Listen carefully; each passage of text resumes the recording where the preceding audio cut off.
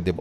মাছদের উদ্দেশ্যে বলা হলো, তোমাদেরকে যখন পানি থেকে উঠানো হবে তোমরা নিজেরাই ছটপট করতে করতে মারা যাবে।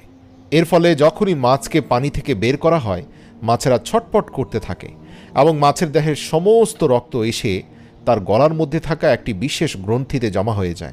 আর এ কারণে মাছকে খাওয়ার জন্য বিশেষ প্রক্রিয়ায় জবাই করার বাধ্যবাধকতা নেই। কেননা ইসলামে জবেহ করার বিধান এজন্য দেয়া হয়েছে যাতে করে পশুর শরীরের রগের মধ্যে প্রবাহিত সমস্ত রক্ত মাংস থেকে আলাদা হয়ে বের হয়ে যায় এবং মাংসের গুণাগুণ অক্ষুণ্ণ থাকে, জীবাণুমুক্ত থাকে, স্বাস্থ্যকর থাকে। আদম সন্তানের জন্য যেন এই খাবার কোনোভাবে আনহাইজেনিক না হয়, অর্থাৎ অস্বাস্থ্যকর না হয়।